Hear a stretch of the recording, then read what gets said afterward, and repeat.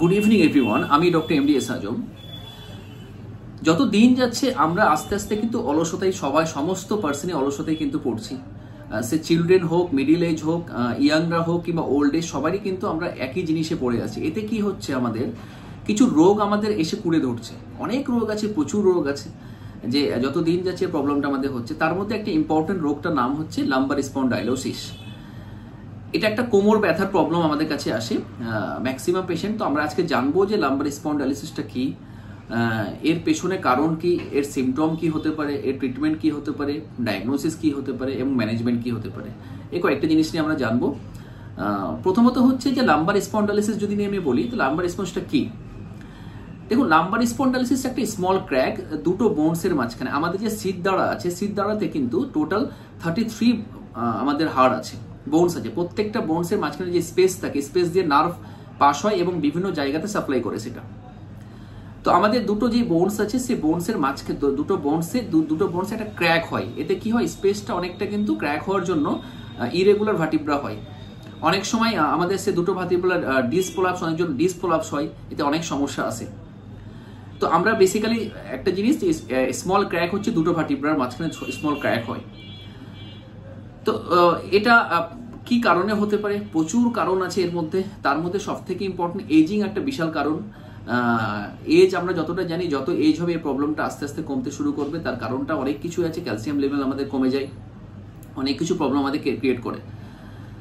কিন্তু এখন দেখা যাচ্ছে কিছু ইয়াংদের এই সমস্যা কিন্তু আমরা দেখতে পাচ্ছি। ম্যাক্সিমাম ইয়াংরাও কিন্তু, কিংবা মিডিল এজ পার্সন যারা আমরা আছে, তারাও কিন্তু আমাদের কাছে এই প্রবলেম নিয়ে আসছে। তাদেরও এই সমস্যা কিন্তু আমরা দেখতে পাচ্ছি। সিম্পল 20 বছর কি 21 বছর কি 22 বছরের ছেলেরাও কিন্তু আমাদের কাছে জাস্ট একটা এক্সরে করে নিয়ে আসছে, দেখছি লাম্বার স্পন্ডাইলোসিসে ধরা পড়ছে। তো তার জন্য কিন্তু কমপ্লিটলি লাইফস্টাইল অবশ্যই দায়ী, এবং একটা লাইফস্টাইল কিন্তু আমাদের ডেফিনেটলি তার জন্য দায়ী। তো এজিং যেমন একটা ফ্যাক্টর, তার জন্য একটা ট্রমা ফ্যাক্টর। ট্রমা বলতে দেখা যাচ্ছে প্রিভিয়াস একটা হিস্ট্রি ছিল, আঘাত লাগার একটা হিস্ট্রি। সে হয়তো কোনো জায়গা থেকে পড়ে গেছিলো কিংবা কোনো জায়গাতে হয়তো আঘাত লেগেছিল, সেটা একটা হিস্ট্রি অনেক সময় পেশেন্ট আমাদের দায়ী। তাদের কিন্তু হওয়ার চান্সটা ম্যাক্সিমাম বেশি থাকে।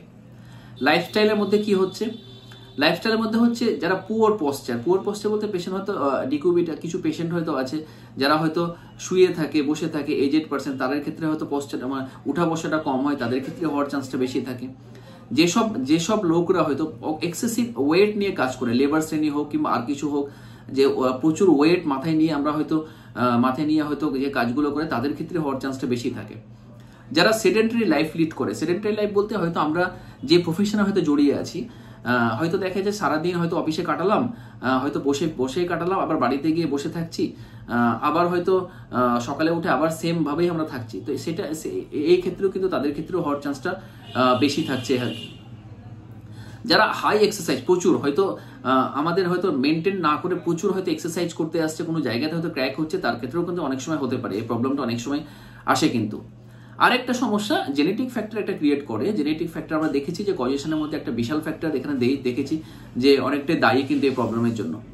কিছু কিছু জায়গাতে স্টিফ লিগামেন্টের যে প্রবলেমের জন্য এই প্রবলেমটা হয়। লিগামেন্ট কিছু কিছু জায়গাতে স্টিফ হয়ে যায় ওভার টাইমের জন্য, তার জন্য লেস ফ্লেক্সিবল হয়, বোনটা কিন্তু ব্যাকটা লেস ফ্লেক্সিবল হয়। কিন্তু এই প্রবলেমগুলো অনেকটাই দায়ী। এই প্রবলেমগুলো আমাদের যদি আমি মেনটেন করতে পারি, তাহলে প্রবলেম কিন্তু ডেফিনেটলি সলভ হবে। কিন্তু কিছু জিনিস এজগত ম্যাটার, যেটা কোনো রকম ভাবে সলভ হবে না।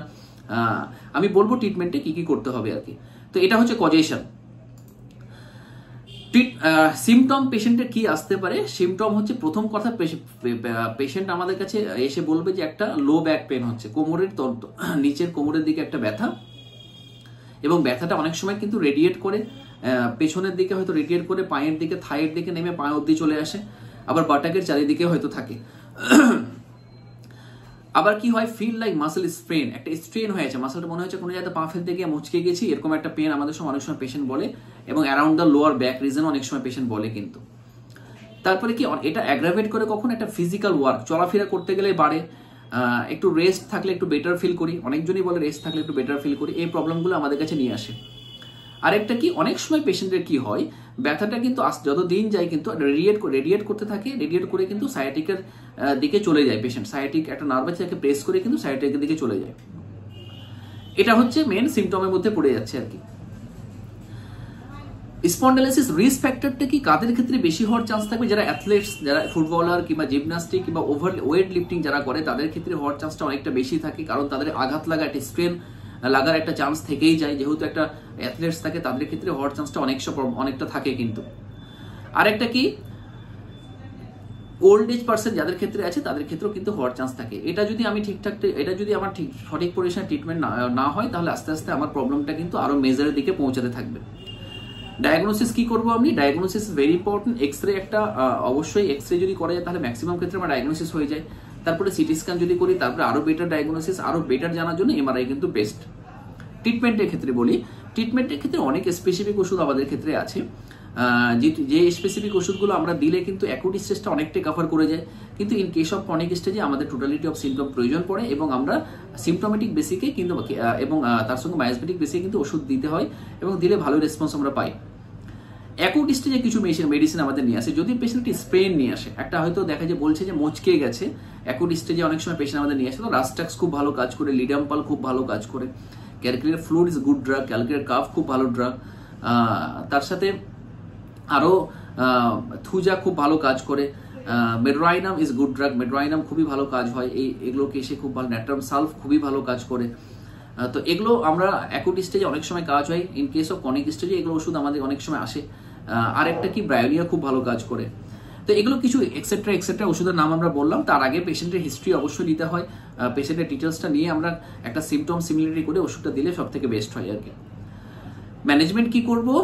ম্যানেজমেন্টের ব্যাপারটা হচ্ছে, প্রথম কথা হচ্ছে অবশ্যই পেশেন্টকে আমরা বলবো একটা ফিজিওথেরাপি করতে। ফিজিওথেরাপি বলতে যে একটা এক্সারসাইজ ডেফিনেটলি দরকার আছে, তার সাথে আমি অন্তত একটা ডায়েট কন্ট্রোল করতে। ওভার যারা ওয়েটফুল থাকে, যারা ওয়েট বেশি, তাদের ক্ষেত্রে বলবো যে ওয়েট যেন কমায়, তার জন্য তাকে ডায়েট কন্ট্রোল করতে হবে। বিশেষ করে রিচ ফুড, স্পাইসি ফুড এগুলো অ্যাভয়েড করতে হবে। ভেজিটেবল জাতীয় খাবার বেশি খেতে হবে, ফ্রুটস বেশি খেতে হবে, প্রচুর জল খেতে হবে, এগুলো জিনিস একটু মানতে হবে।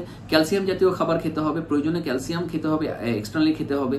তো এগুলো যদি আমি ম্যানেজমেন্ট করি তাহলে আশা করছি পেশেন্টের প্রবলেম আস্তে আস্তে সলভের দিকে যাবে। তো আমি আপনারা এইটুকুই আপাতত আজকে বললাম। যদি ভালো লাগে আপনারা কমেন্ট করুন, আপনারা কোনো কোয়েশ্চেন করলে আমি চেষ্টা করবো সব উত্তর দেওয়ার জন্য। অবশ্যই সবাই ভালো থাকুন, হেলদি লাইফ লিড করুন, হেলদি ফুড খান। আপাতত সবাইকে শুভরাত্রি।